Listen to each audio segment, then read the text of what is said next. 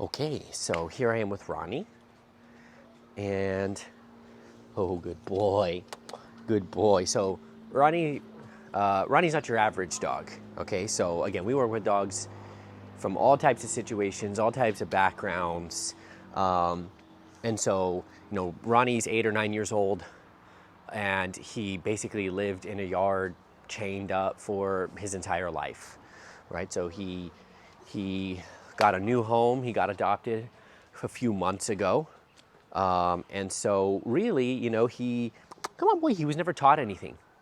He was never taught anything. He was never taught any skills. I mean, he didn't even know how to be on a leash. He was not neutered, so he, had a flood of hormones, developed some bad habits from that, just in terms of constantly wanting to mark and be in that sort of elevated state of mind, right? And just being impulsive. Didn't really know anything. Didn't know how to be in a house. So, good boy, come on, let's go. So one thing that I've been evaluating with him, oh, good boy, come on, is that even though, yes, he's a golden retriever, which we know, and we breed golden retrievers to take direction, right? We breed them for their ability to learn, ability to take direction, ability to, perform tasks for us, right? Well, with his upbringing, it's kind of gone. Come on, boy, it's kind of gone. So what I want to do now is after 3-4 days now of him being in his program, and this is our third time being with him overall, but he doesn't have the same drive to almost learn like some of the other dogs. Okay, so good boy, come on, good boy, good boy. So like even this is a little bit better here with our turning. But one thing I'm going to do is, okay, Ronnie, okay, I'm going to move away from kind of our formality of our leash training. Right? I mean, again, I like to start at a certain place and work my way, across in terms of the dog's education. But I'm going to make a change here. Ronnie, good boy, come on, good boy. And really start to build a little bit more engagement here through just giving him a lot of freedom. I mean, this is something that we'll do anyways with our dogs, but I'm just saying, one thing I've noticed with Ronnie, come on, good boy. Good boy. Okay. Is that the kind of the formality of the leash training isn't very fun for him. I mean, it's very simple. It's just following and the sit. So I want to boost him up a little bit more. Ronnie. Good boy. And really starting to just teach him that, again, following us, being with us, is a good thing. Not that he thinks it's bad, but he's just, again, he's not used to having to follow and take direction. So, I mean, it's been years and years and years and years of his development of not having to do that. Ronnie, yeah, good boy, good boy, good boy. Okay, come on. So just working on some of this response here like this, trying to boost him up. Ronnie, yeah, good boy, yes, good boy. So we let him kind of do his thing, walk around a little bit, get a little distracted. I got the treat in my hand. Ronnie, yeah, good boy. Good, we're gonna call him over, lure him, reward him, let him know that was what we wanted him to do. So building engagement here is what we're looking to do. Ronnie, yeah, good boy. So getting him excited to come to us, come to me, get the food. Ronnie, yeah, good boy. Okay. So because, you guys, one of the hardest parts of, trying to communicate to a dog is their focus, right? Like we're always battling their focus. Where are they paying attention? Usually it's not on us, right? And so this is a drastic case here where Ronnie here has really never had to focus on anyone, right? I mean, he lived on a long chain or whatever in the yard. So again, he never learned how to pay attention, how to take direction, how to focus, how to engage. So, Ronnie, we're always battling, even if the dogs, are taught that at a young age, we're still fighting instinct, right? We're still fighting with them wanting to look at everything else, get distracted, squirrels, whatever it is, like it's a dog, right? So they get distracted. So we're constantly battling with that distraction and their focus to essentially get them to listen. So we really need to condition that engagement and that focus on us so that we can, you know, cut through some of the distracting outside world, which again is very difficult, okay? Ronny, Ronny, yeah, good boy. Good boy, yes, okay. So you hear my tones here, right? Here is my normal speaking voice here, right? But whenever I'm giving him, you know, that, well, asking him to come to me to pay attention, I'm a lot more upbeat, right? My tone is a lot higher. I'm more exciting, okay? I want to be more exciting than whatever is going on over here, right? And I'm trying to give him that sort of excitement, positive, upbeat tone and energy when he's giving me what I want, okay? So that's very important, right? This is a two-way street here. There's two of us in this conversation, and so I need to be very aware of how I'm approaching the conversation with him to give him the correct feedback, to develop the correct understanding that I'm looking for. Guys, this stuff is very important here, right? It's very important that we're paying attention to ourselves and how we're contributing here. Most people don't do that, and they think that a dog is just a reactive creature. It's like, in reality, they are, but they're reacting to you, okay? Ronny, yeah, good boy, good boy. So there you go, I'll call his name. As I see him moving towards me, I'll encourage. You'll hear, there's where I said, yeah, good boy, yeah, good boy. He comes over, he gets the food, I give a little pet, and that was it, right? So we're trying to build his engagement. What I want him to say is, oh yeah, I'm coming. Oh yeah, I'm coming, I'm excited to come to you, right? Ronny, Ronny, yeah, good boy, good boy, good boy. Yes, good boy, and then we go again. Right, so what I'm saying, I'm moving away a little bit from the formality of the leash training. It's less healing back and forths and sits and healing back and forths and sits, and much more of just come to me, we're done. Come to me, we're done, right? So this is just a change here after, again, 3-4 days with him. Okay, so a lot of times we might start with this right away, but again, this is our third time with Ronny. Overall, this is his start of his actual full program, 3-week program, but he has had short stays with us twice previously.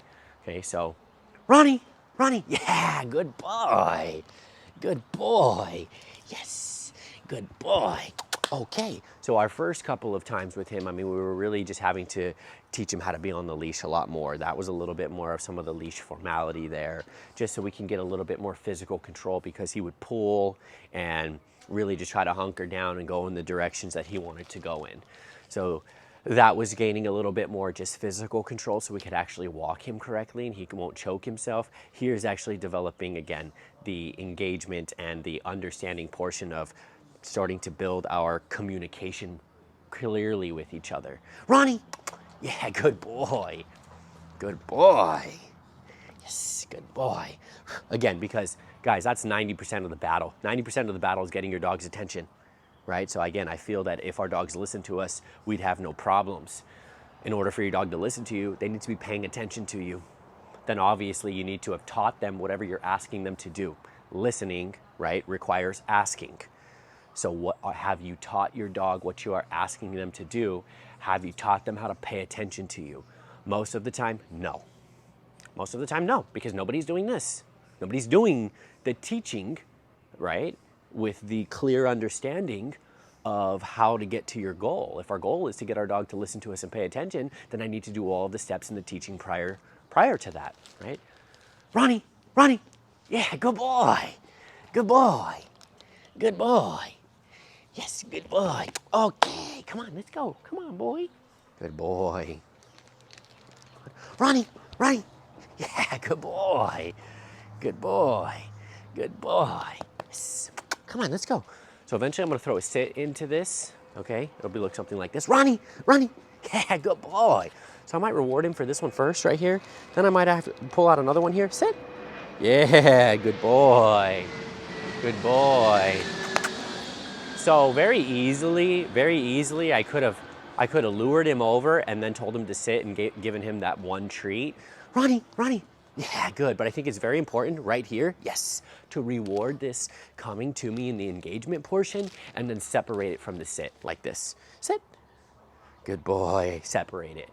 right? Because again, I'm still trying to build his engagement of coming, so I need to reward for that first, and then asking him to sit, reward for that second. If I have him come to me and then sit, I've kind of missed the reward portion for coming to me, right? So, okay, if we're still trying to build the dog's understanding and repetition, right?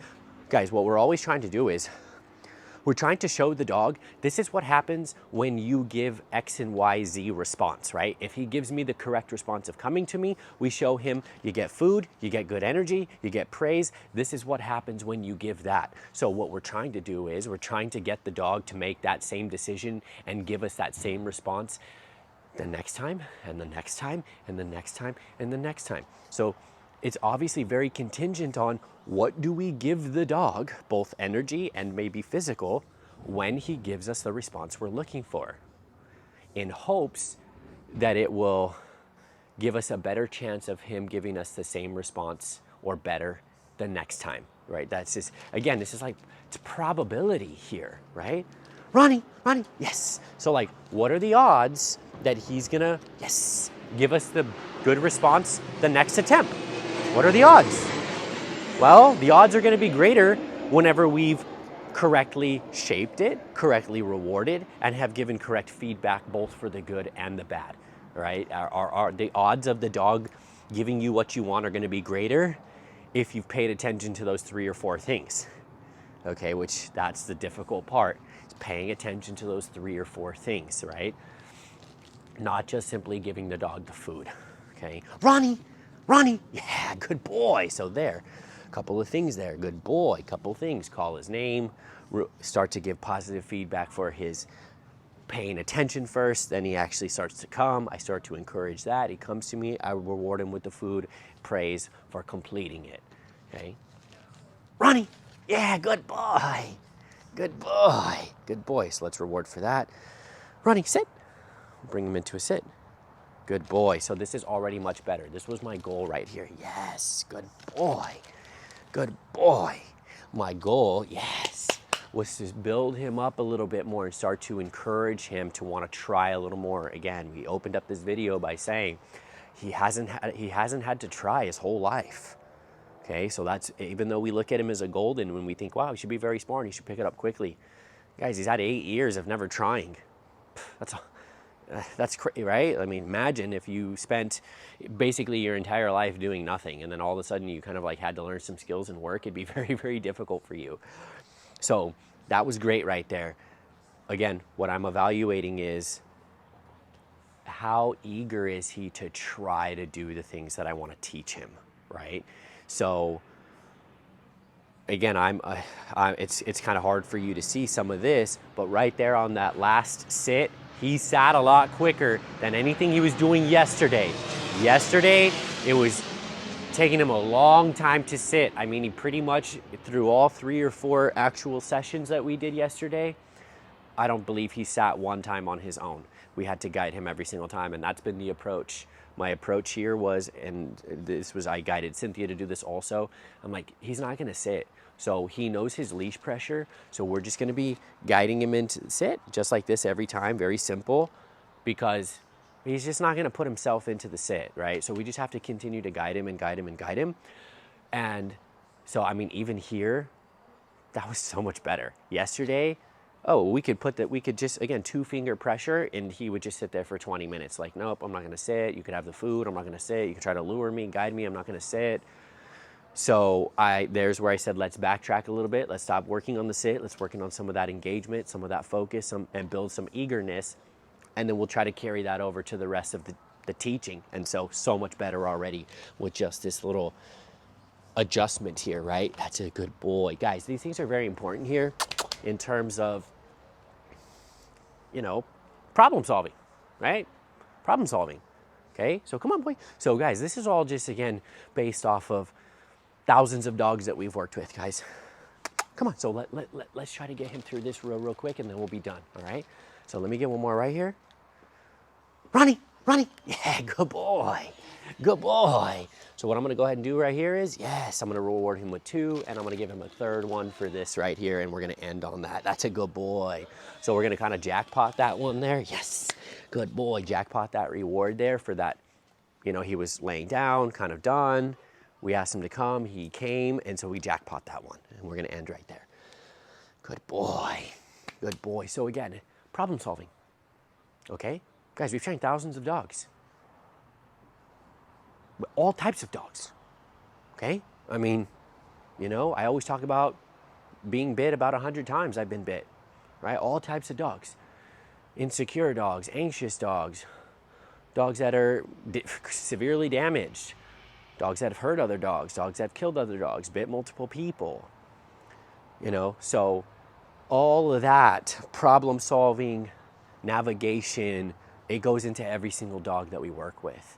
So being able to problem solve with your dog is very, very important. Obviously, I'm coming from a professional side here where I'm problem solving, you know, at a different level, right? Eventually, once we get the skills down, then owners will be able to use the foundation to then kind of solve their own problems in terms of teaching their dog how to behave with them, okay? But the first part is like cracking the code here, right? I'm trying to crack this code here. And that's one of the things that I really like about what we do and what I do. Every dog is new, every situation is new, every owner is new, and we're trying to crack the code, right? So that's a huge challenge for me, and I like puzzles and challenges like that. And I think that obviously the more that you've have dove into that and different puzzles that you've tried to crack, some fail, some others not fail, and you can gather all that information, then the more tools that we have in our toolbox to come into a situation and work with a dog like Ronny, right? Or even our new girl, Bobby, that's pretty insecure and just coming out of her shell, okay? So, and you know, these are the dogs that I want to see, guys. This is where we're giving you the knowledge and the information here on dogs like this, right? So I know it's cute to see the little puppies do their training, and everyone likes, you know, puppy work and all of that, guys, but that's easy. Puppies are easy, okay? To me, again, it's show me your skill, show me your understanding, show me your ability to problem solve and navigate, show me your experience, right? Show me what you're capable of doing. So anytime I come here and I bring these videos for you guys, one, I'm just showing you what I'm doing, and I want to try to break that down and give you that explanation and understanding, which I know is kind of hard to grasp because we're just doing different things, right? We're doing different things, but that's what I want to see, right? Again, guys, life's really about what are we capable of doing? What can you do, right?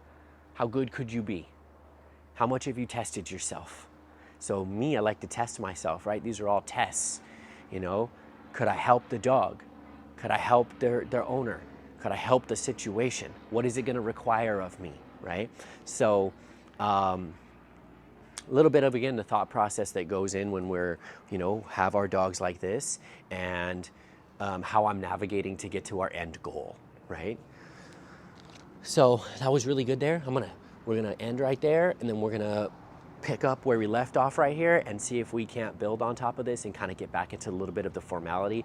I will say probably when I do my next session with him, probably gonna jump right back into kind of this style right here, evaluate his energy and his eagerness, and then see if we can maybe start getting back into a little bit more formality of teaching the heel, lining him up, working on his sit and all of that, right? So that was really good. We're gonna play with some ball right now, huh, boy? Let's play with the ball. Okay, boy, okay.